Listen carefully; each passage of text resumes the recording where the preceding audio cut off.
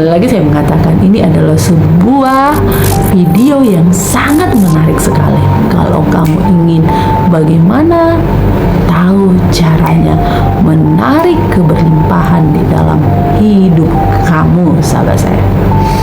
Dan sekali lagi saya mengatakan disclaimer on, dan video ini adalah murni dari hasil pengalaman pribadi saya. Apa yang ingin saya sharingkan ini kepada kamu sahabat saya memang benar-benar pure pengalaman saya. Artinya ketika saya berada di titik terendah hidup saya, utang menumpuk, gaji sudah 0 rupiah, bahkan minus karena ada utang yang harus kita bayar, dan anak sakit, istri dalam kondisi hamil.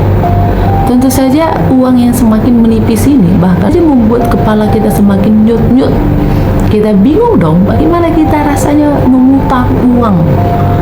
Uang nggak ada, pinjam sana pinjam sini, tapi yang dipinjam juga merasa apatis dengan kita. Dan tidak itu saja, mereka nggak yakin, nanti kamu nggak bisa bayar. Pada kenyataannya, kebenaran di dalam hidup kita ini mengungkapkan bahwa tanpa uang, memang uang tidak dibawa mati, tetapi tanpa uang, hidup itu rasanya mau mati. Ayo tanya. Saya sangat antusias untuk sharing video ini karena apa? Karena memang tujuan hidup saya membuat video ini adalah sebuah video yang bisa jadi menginspirasi buat kamu semua, kamu yang mau untuk belajar, bertumbuh, berkembang, menjadi berkat yang dapat mengubah hidup. Oke sahabat saya, karena ini adalah sebagai pembahasan yang sangat menarik sekali. Pembahasan yang bisa jadi ini adalah saat ini yang kamu butuhkan, yaitu abaikan logika kamu kalau kamu benar-benar ingin merasakan keberlimpahan. Sekali lagi saya mengatakan ini adalah sebuah video yang sangat menarik sekali.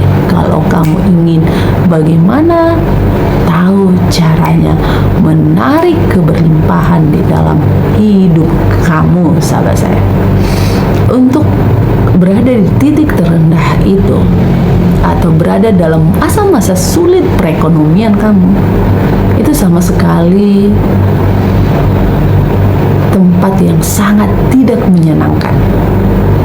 Apapun yang kamu katakan bahwa uang tidak dibawa mati, atau lebih bagus miskin tetapi bahagia, atau slogan-slogan apapun yang kamu katakan, pada kenyataannya kebenaran di dalam hidup kita ini mengungkapkan bahwa tanpa uang, memang uang tidak dibawa mati, tetapi tanpa uang hidup itu rasanya mau mati.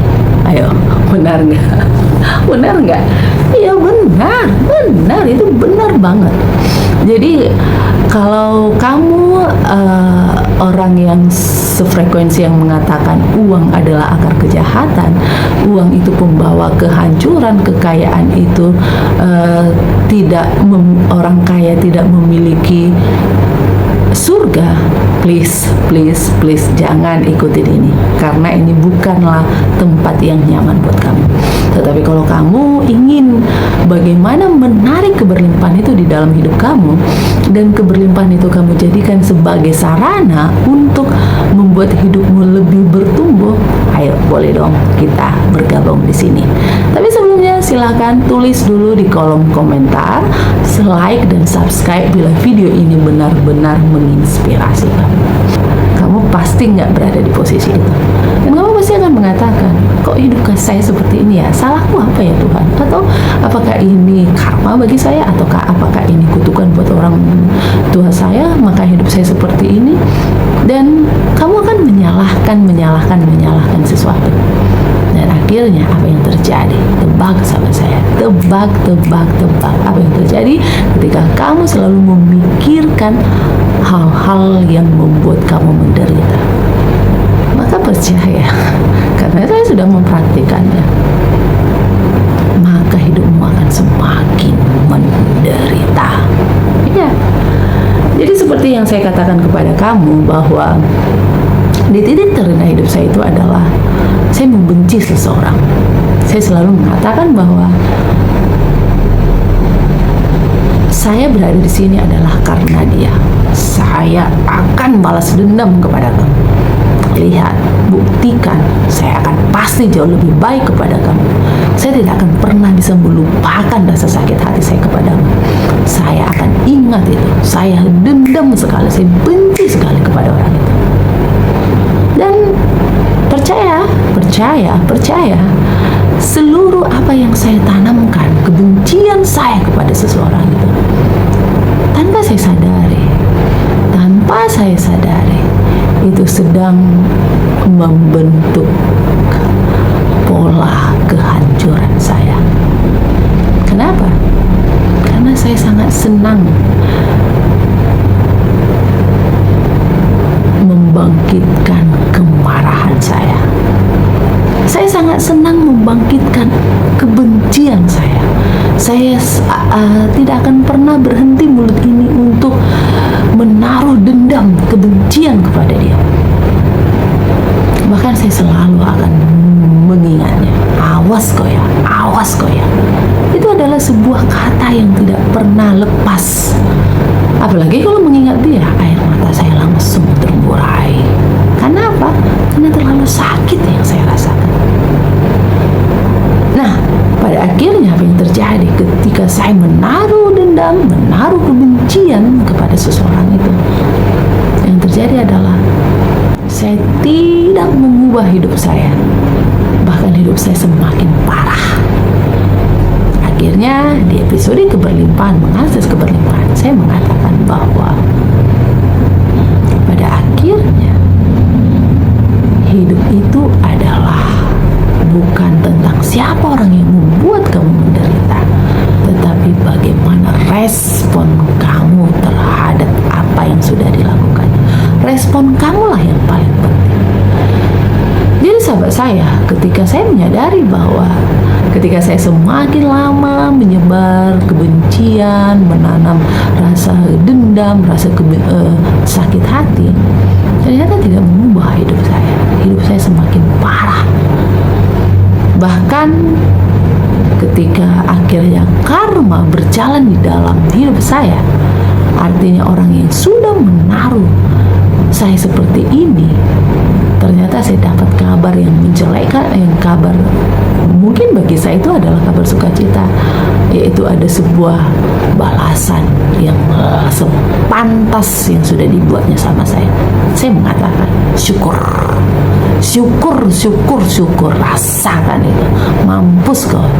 Itu secara refleks saya katakan. Dan apa yang terjadi sama saya ketika sebuah karma itu datang ke dalam hidup saya?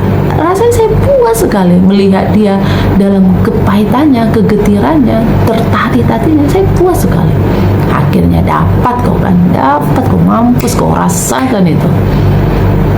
Nah, tapi ketika ada sebuah kepuasan itu di dalam hidup saya, melihat orang yang sudah menyakiti saya akhirnya mendapat karmanya, pada akhirnya hidup saya nggak ada perubahan apapun. Percaya, bahkan sekalipun saya sudah merasakan kepuasan, akhirnya seseorang itu mendapat karma buruknya, hidup saya nggak bukannya menjadi lebih baik. Seperti apa yang dikatakan oleh Dr. Joe Dispenza, ini adalah salah satu mentor saya, inspirasi saya untuk mengubah hidup saya.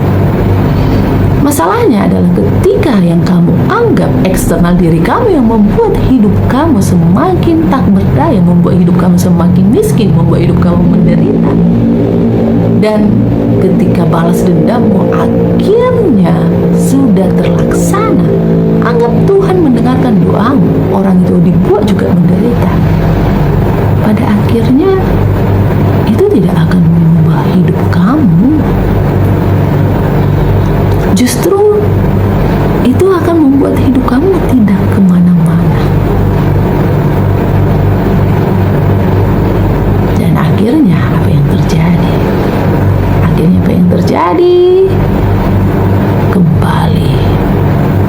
esensinya kembali ke dirimu. Jadi kalau